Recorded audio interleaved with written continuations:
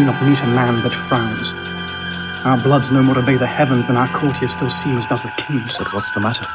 His daughter and the heir of his kingdom, whom he purposed to his wife's sole son, a widow that late he married, hath referred herself unto a poor but worthy gentleman. She's wedded, her husband banished, she imprisoned. All is outward sorrow, though I think the king may touched it very hard. None but the king? He that lost her too, though is the queen that most desired the match. Did not accord it, although they wear their faces to the bent of the king's looks, the heart that is not glad at the thing they scowl at.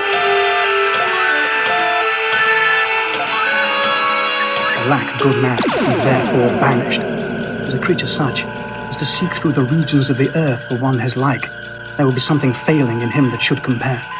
I do not think so fair an outward and such stuff within endows a man.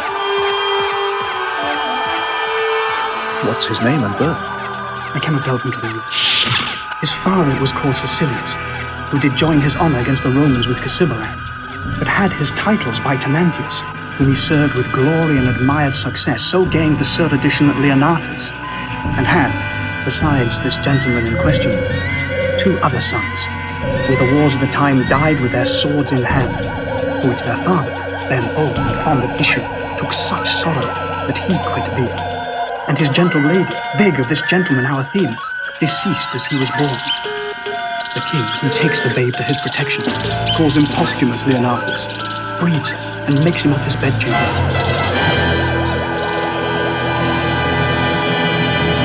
Puts to him all the learnings that his time could make him the receiver of, which he took as we do air, fast as 'twas ministered, and in spring became a harvest, lived in court, which rare it is to do, most praised, most loved, a sample to the youngest, to the more mature, a glass that feted them, and to the graver, a child that guided dotards. To his mistress, to whom he now is banished, her own prize proclaims how she esteemed him and his virtue. By her election may be truly read what kind of man he is. I honour him even out of your accord. But pray you tell me, is she sole child to the king? His only child. He had 2 sons. If this be worth your hearing, mark it. The eldest of them at 3 years old, with a swaddling clothes the other, from their nursery was stolen, and to this hour no guess in knowledge which way they went. How long is this ago? Some 20 years. But a king's children should be so conveyed, so slackly guarded, and the search so slow that could not trace them. This word is strange, although the negligence may well be laughed at. Is it true, sir? I do well believe you.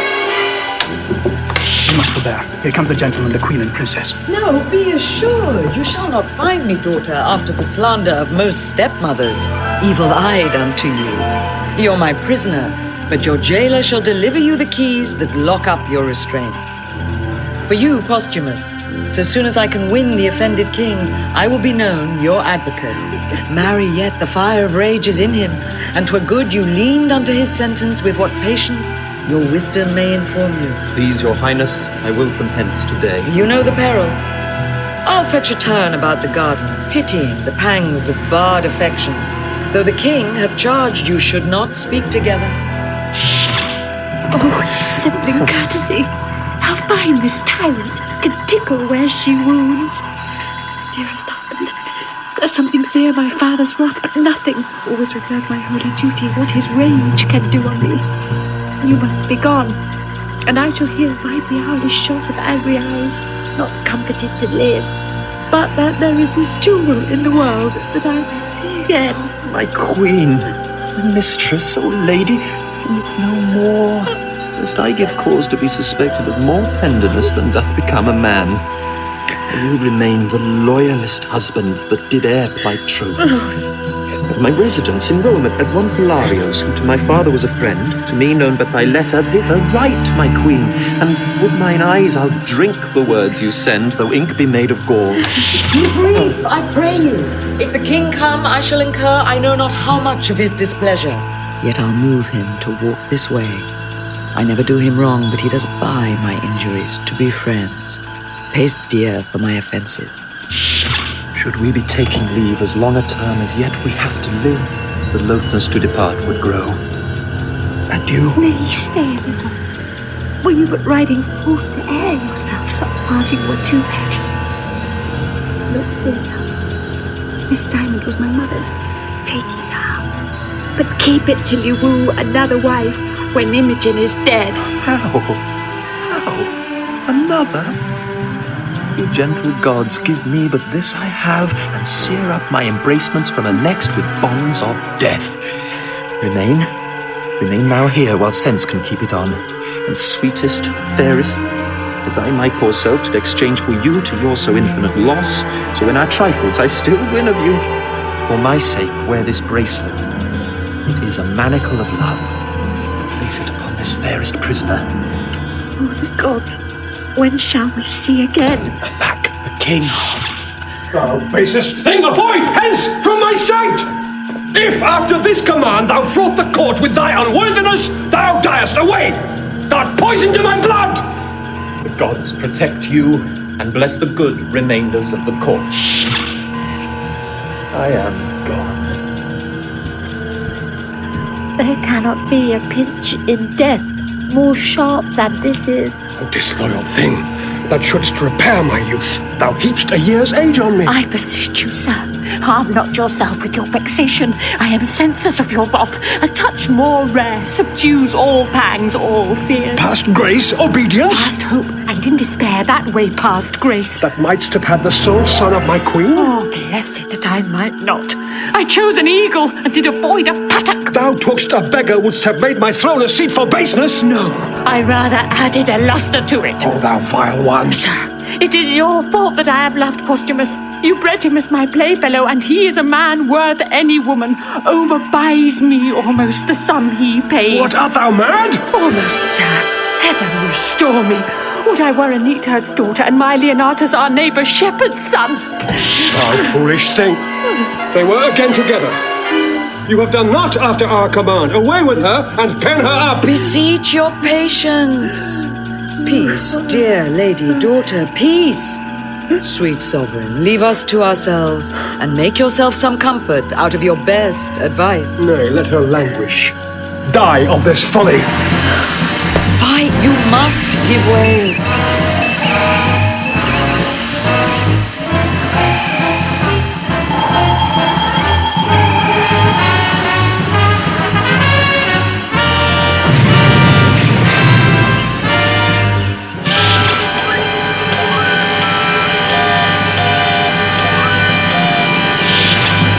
Here is your servant. How now, sir? What news? My lord, your son drew on my master. I would they were in Afric both together, myself by with a needle, that I might prick the goer back. I dare lay mine honour he will remain so. I humbly thank your highness. Pray walk a while. Wilt somehow, thou hands, pray you speak with me. You shall at least go see my lord aboard. For this time leave me. Sir, I would advise you to shift a shirt. The violence of action have made you reek as a sacrifice. Where air comes out, air comes in. There's none abroad so wholesome as that you bent. If my shirt were bloody, then to shift it.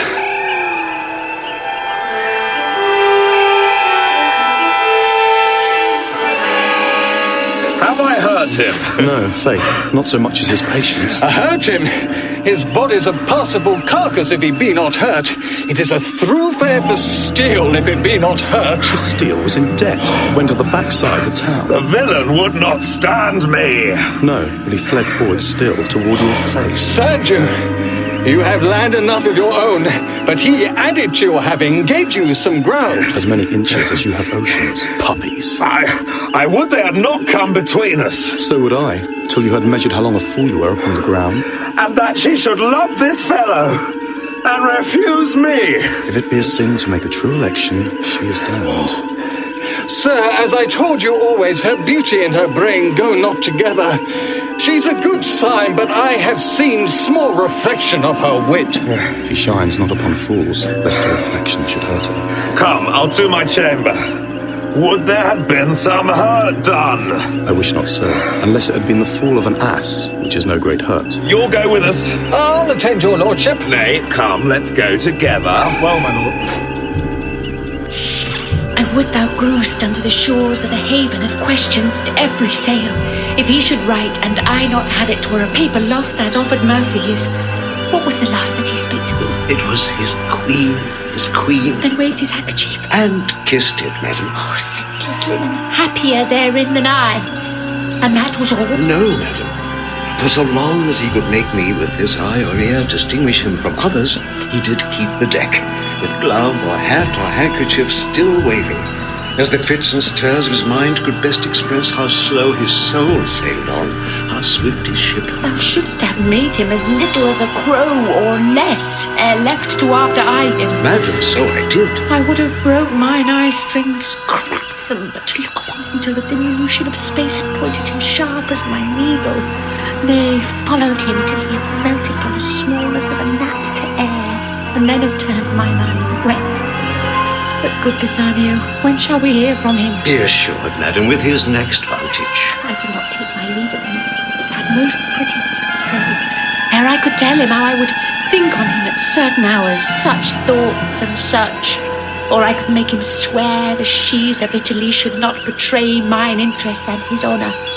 Or have charged him at the 6th hour of morn, at noon, at midnight, to encounter me with orisons, for then I am in heaven for him. Or ere I could give him that parting kiss which I had set betwixt two charming words, comes in my father, and like the tyrannous breathing of the north, shakes all our buds from growth. The Queen, madam, desires your highness company. Those things I bid you do. Get them dispatched. I will attend the Queen. Madam, I shall.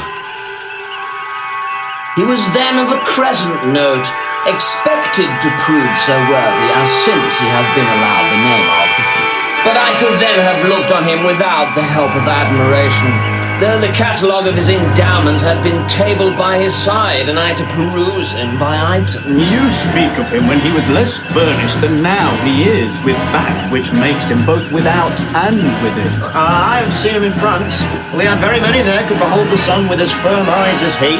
This matter of marrying his king's daughter, wherein he must be weighed rather by her value than his own, words him, I doubt not, a great deal from the matter. And then banishment. Aye, and the approbation of those that weep this lamentable divorce under her colours are wonderfully to extend him. Be it but to fortify her judgment, which else an easy battery might lay flat for taking a beggar without less quality. But how comes it he is to sojourn with you? How creeps acquaintance? His father and I were soldiers together, to whom I have been often bound for no less than my life. Here comes the Briton. Let him be so entertained among you as suits with gentlemen of your knowing to a stranger of his quality. I beseech you all be better known to this gentleman, whom I commend to you as a noble friend of mine. How worthy he is I will leave to appear hereafter, rather than story him in his own hearing. Sir, we have known together in Orleans. Since when I have been debtor to you for courtesies which I will be ever to pay and yet pay still. Oh, sir, you overrate my poor kindness. I was glad I did atone my countrymen and you. It had been pity you should have been put together with so mortal a purpose as then each bore, upon importance of so slight and trivial a nature. By your pardon, sir, I was then a young traveller, rather shunned to go even with what I heard than in my every action to be guided by others' experiences. But upon my mended judgment, if I offend not to say it is mended, my quarrel was not altogether slight. Faith, yes, be put to the arbitrament of swords, and by such too that would by all likelihood have confounded one the other, or have fallen both. Can we with manners ask what was the difference? Safely, I think. 'Twas a contention in public, which may without contradiction suffer the report. It was much like an argument that fell out last night, where each of us fell in praise of our country mistresses.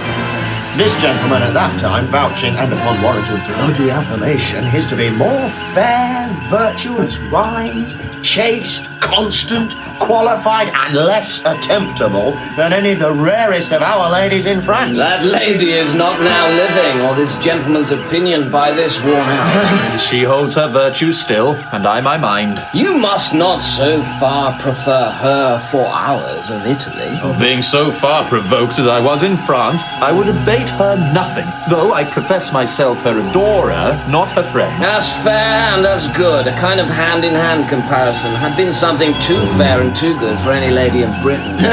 If she went before others I have seen, as that diamond of yours outlusters many I have beheld, I could not but believe she excelled many. But I have not seen the most precious diamond that is, nor you, the lady. I praised her as I rated her. So do I my stone. What do you esteem it at? More than the world enjoys. Either your unparagoned mistress is dead, or she's outprized by a trifle. You are mistaken.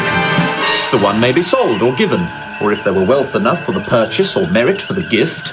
The other is not a thing for sale, and only the gift of the gods. Which the gods have given you. Which by their graces I will keep. You may wear her in title yours, but you know, strange foul light upon neighbouring ponds. Your ring may be stolen too. So your brace of unprizable estimations, the one is but frail and the other casual. A cunning thief or a that-way accomplished courtier would hazard the winning both of first and last. Your Italy contains none so accomplished a courtier to convince the honour of my mistress, if, in the holding or loss of that, you term her frail.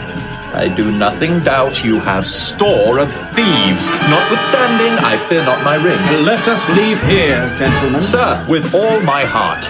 This worthy signor, I thank him, makes no stranger of me. We are familiar at first. With 5 times so much conversation, I should get ground of your fair mistress. Make her go back even to the yielding, had I admittance and opportunity to friend. No. No! I dare thereupon pawn the moiety of my estate to your ring, which in my opinion o'ervalues it something. But I make my wager rather against your confidence than her reputation. And to buy your offence hereinto, I durst attempt it against any lady in the world. You are a great deal abused in too bold a persuasion, and I doubt not you sustain what you're worthy of by your attempt. What's that? A repulse. Though your attempt, as you call it, deserve more, a punishment too. Gentlemen, enough of this. It came in too suddenly. Let it die as it was born, and I pray you be better acquainted. Would I put my estate and my neighbours on the approbation of what I have spoken? What lady would you choose to assail? Yours. Whom in constancy you think stands so safe? I will lay you 10,000 ducats to your ring, that commend me to the court where your lady is, with no more advantage than the opportunity of a second conference, and I will bring from thence that honour of hers which you imagine so reserved. I will wage against your gold to it. My ring I hold dear as my finger, 'tis part of it. You are a friend, and therein the wiser. If you buy lady's flesh at $1,000,000 a dram, you cannot preserve it from tainting. But I see you have some religion in you that you fear. This is but a custom in your tongue. You bear a graver purpose, I hope. I am the master of my speeches and would undergo what's spoken by a swear. Will you? I shall but lend my diamond till your return. Let there be covenants drawn between us. My mistress exceeds in goodness the hugeness of your unworthy thinking. I dare you to this match. Here's my ring. Have it no lay. By the gods, it is one. If I bring you no sufficient testimony that I have enjoyed the dearest bodily part of your mistress, my 10,000 ducats are yours. So is your diamond too. If I come off and leave her in such honour as you have trusted, she your jewel, this your jewel, and my gold are yours, provided I have your commendation for my more free entertainment. I embrace these conditions. Let us have articles betwixt us. Only thus far you shall answer. If you make your voyage upon her, and give me directly to understand you have prevailed, I am no further your enemy. She is not worth our debate. If she remain unseduced, you not making it appear otherwise, for your ill opinion and the assault you have made to her chastity, you shall answer me with your sword. Your hand. A covenant. We will have these things set down by lawful counsel, and straightway for Britain, lest the bargain should catch cold and starve. I will fetch my gold and have our 2 wagers recorded. Agreed. Will this hold, think you? Signor Iachimo will not from it. Pray, let us follow him.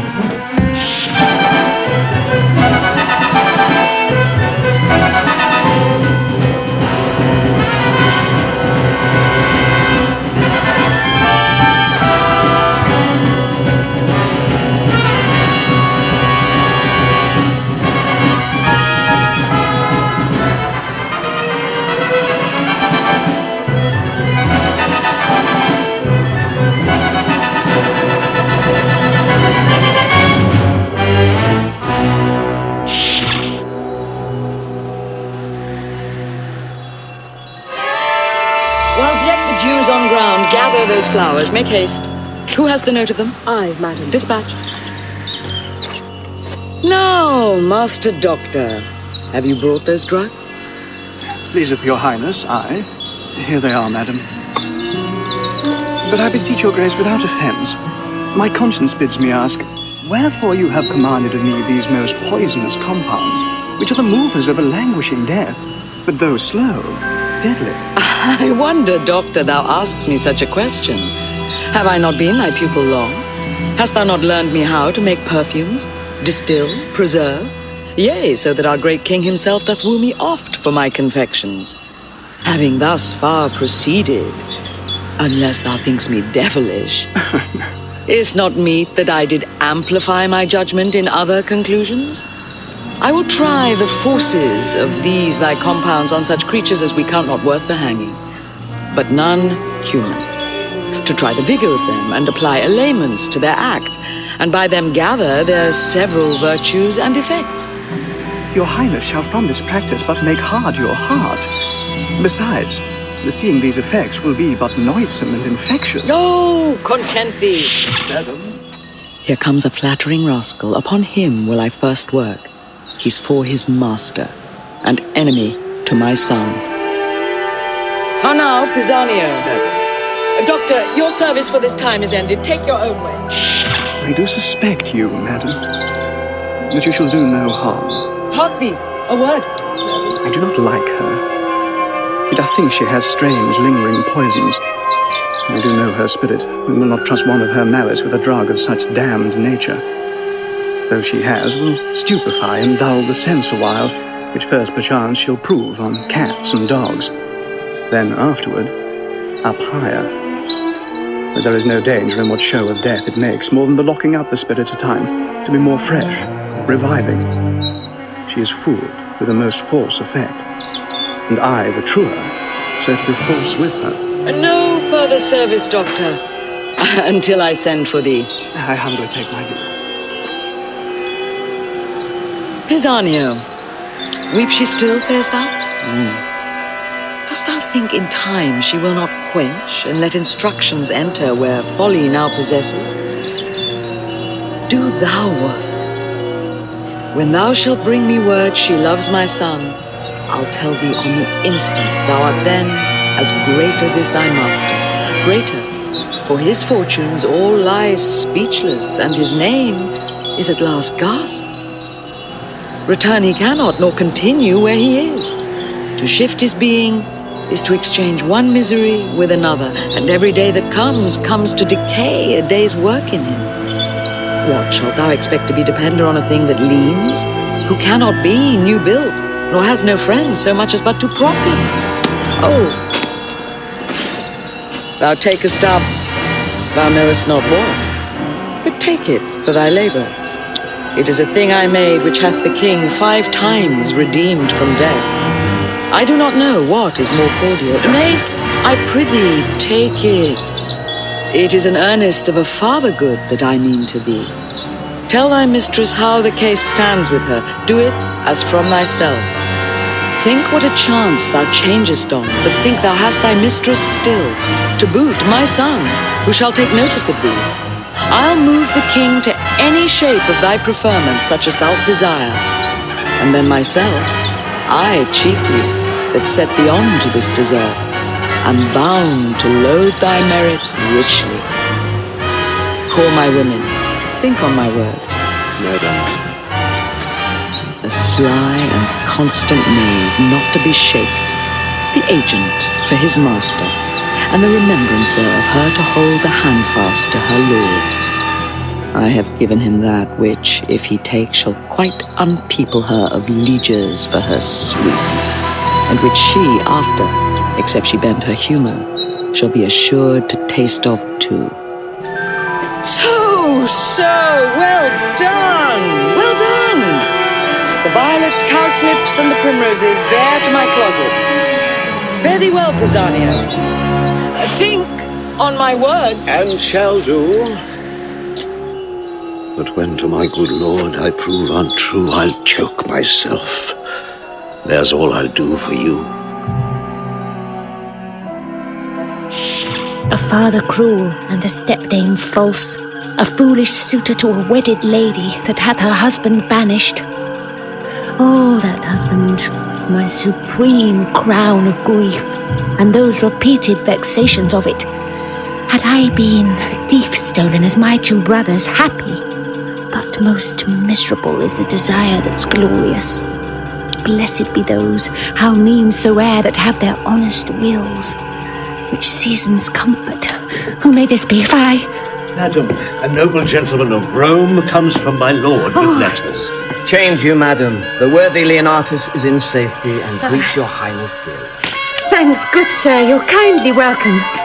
All of her that is out of door most rich.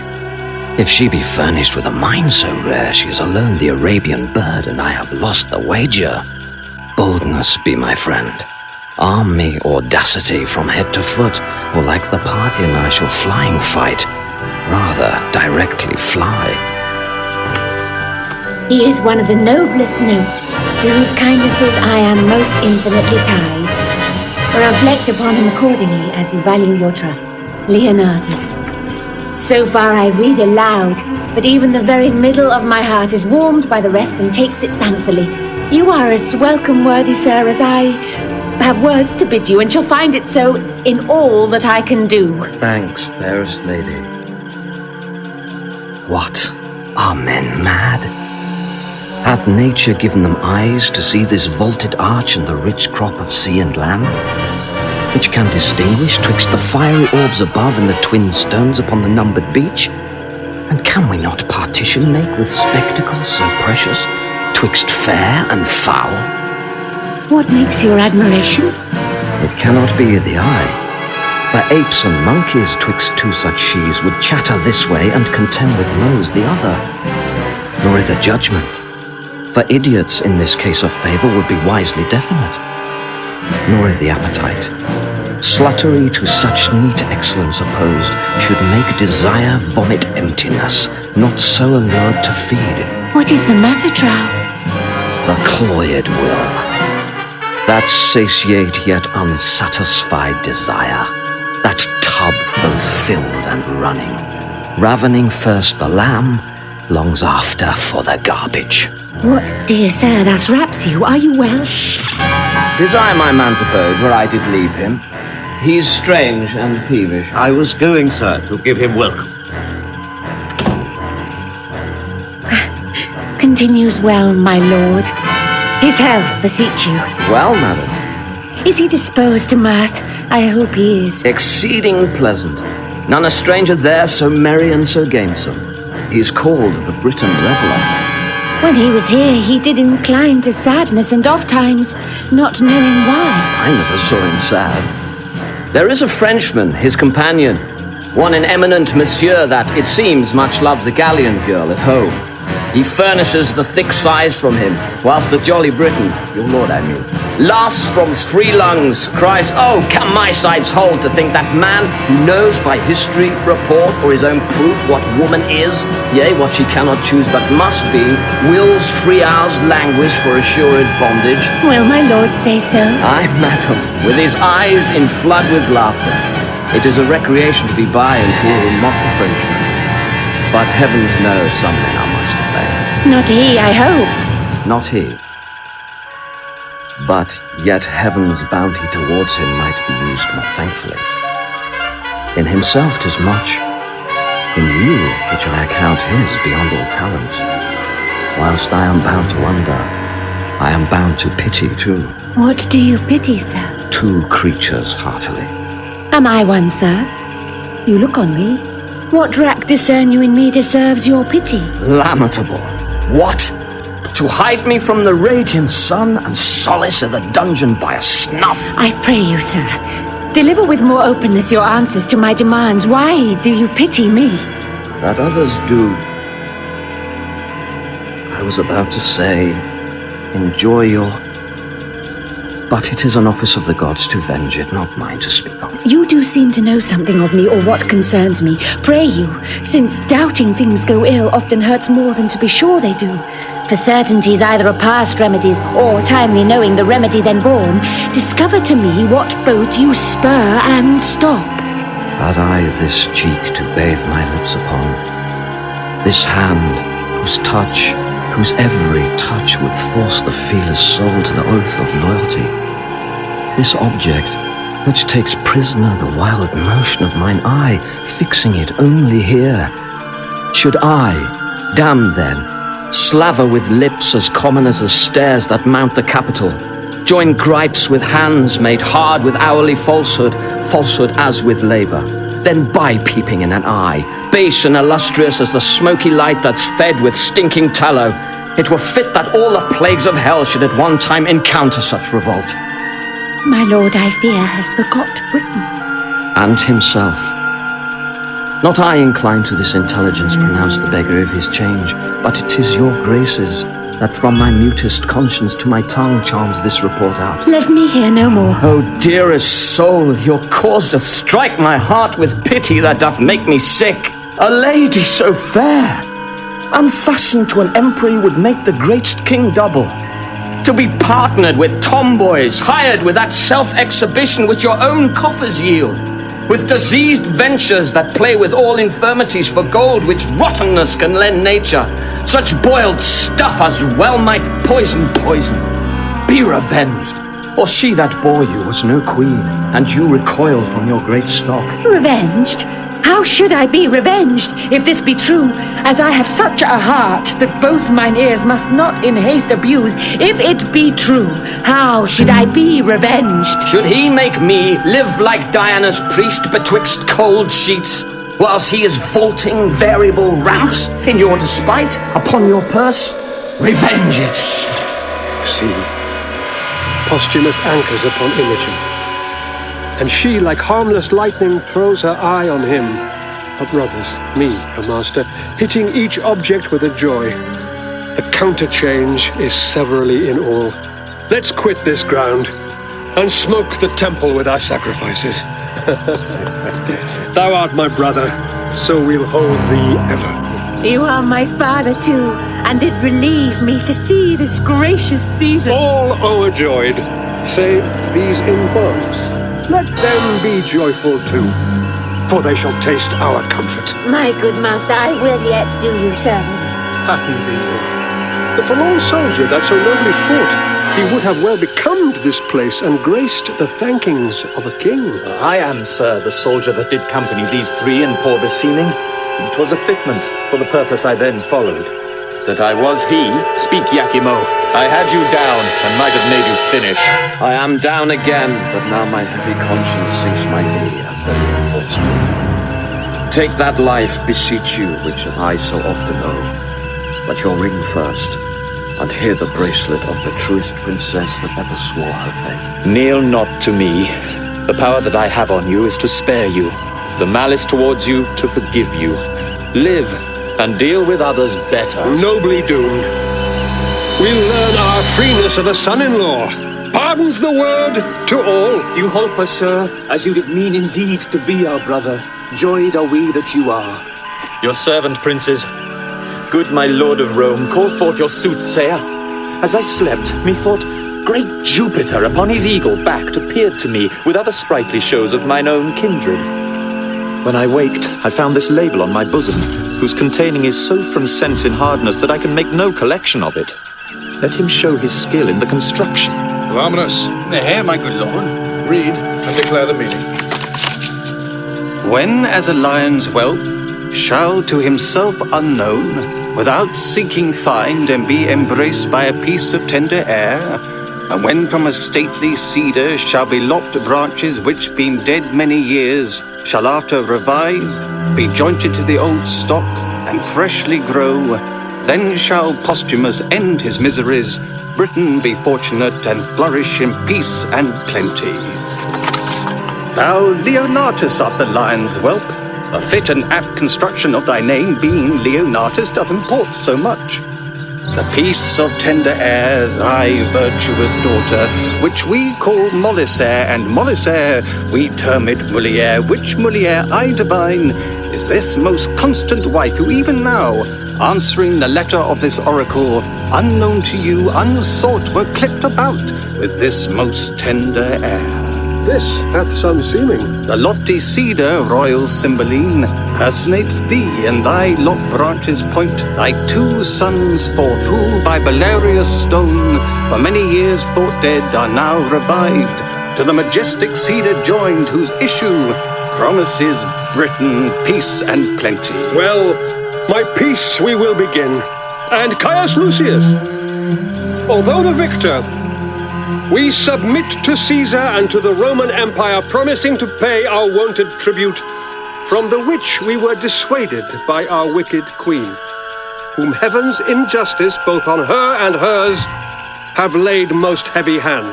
The fingers of the powers above do tune the harmony of this peace, the vision which I made known to Lucius ere the stroke of this yet scarce cold battle at this instant is full accomplished, for the Roman eagle from south to west on wings soaring aloft lessened herself, and in the beams of the sun so vanished, the which foreshadowed our princely eagle, the imperial Caesar should again unite his favor with the radiant Cymbeline, which shines here in the west. Lord, we the gods, and let our crooked smokes climb to their nostrils from our blessed altars. Publish we this peace to all our subjects. Set me forward. Let a Roman and a British ensign wave friendly together. So, through love's town, march, and in the temple of great Jupiter our peace we'll ratify. Seal it with feasts, set on there. Never was a war did cease ere bloody hands were washed with such a peace.